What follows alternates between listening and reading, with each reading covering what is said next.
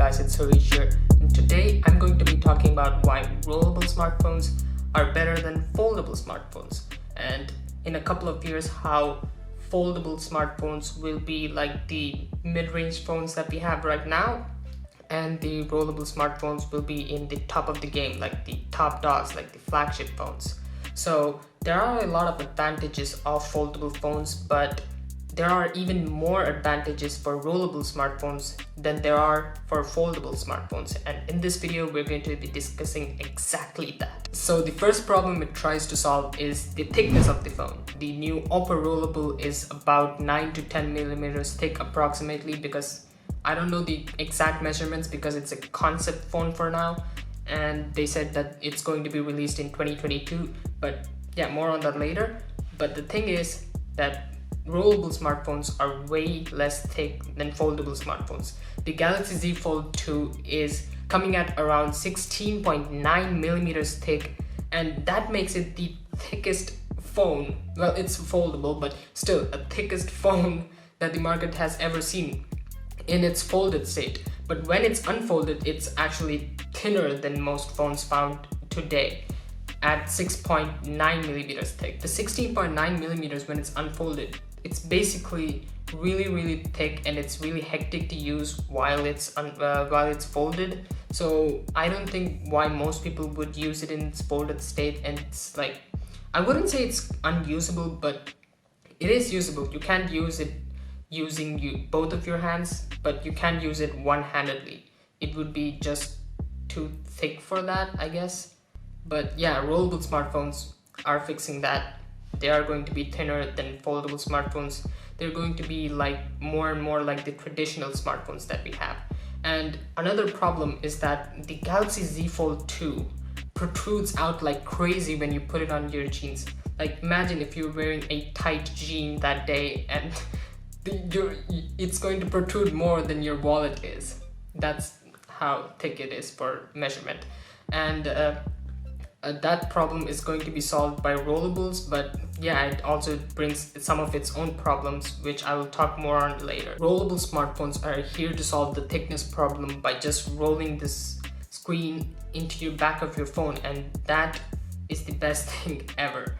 Like, it's the coolest tech. We have seen this tech on like rollable TVs in like CES 2016 or something like that, but this is the first time that we're seeing it in actuality in a smartphone, and the implementation, by the looks of it, looks really on point, and it even looks like it can be sold to normal consumers, but they are waiting till 2022 to launch the device.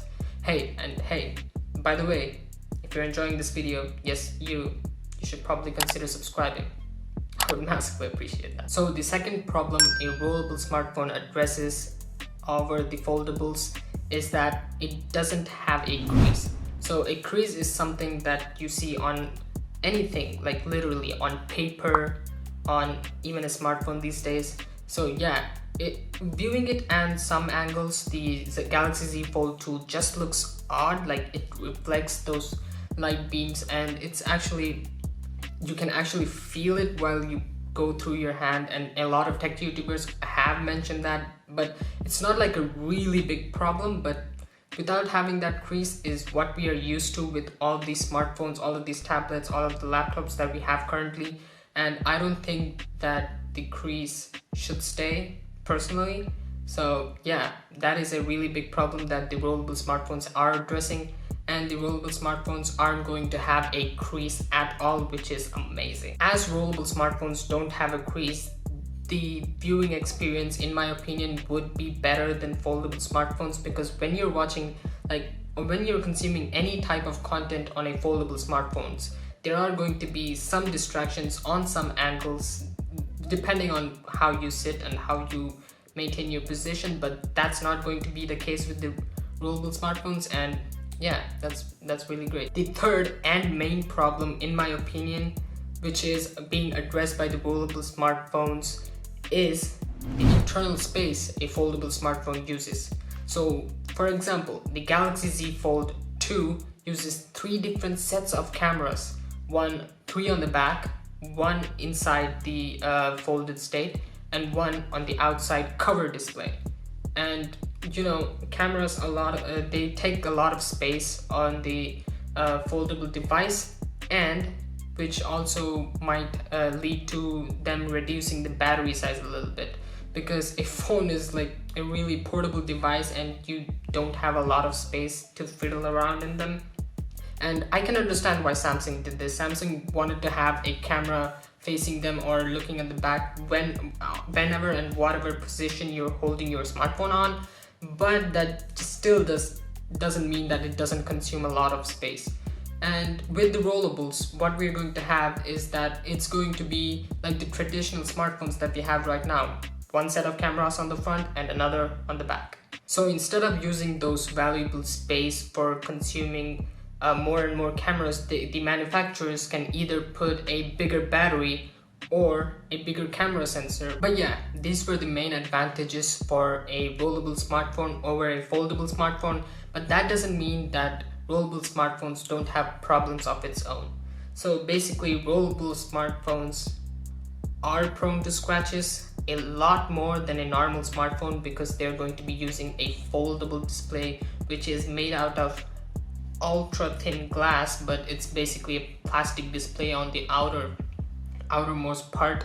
So which basically means that you can scratch the device very easily using even your fingernails, which is a really big concern for most people, because I use my phone like really roughly. I don't know about other people, but yeah, that would be a big problem. But yeah, the Galaxy Z Fold 2 in that regard is way better, because the foldable mechanism just basically works as a shield for the display itself. You can just close it and it's going to be protected. Another problem that rollable smartphones bring over foldables is that dust particles can go inside the smartphone. I mean, like Z Fold 2 is not perfect. Dust particles were able to get inside the Z Fold 2, but they have improved the mechanism because they have like 3 generations of the foldable mechanism, but that's not the case with the rollables yet. And I can't tell this for sure, but looking at those initial pictures and initial trailers and videos that Oppo has released on their website and on YouTube, I can say that maybe that might be the case. So that is it for the video why rollable smartphones are better than foldable smartphones. If you enjoyed this video, then make sure to hit the like button.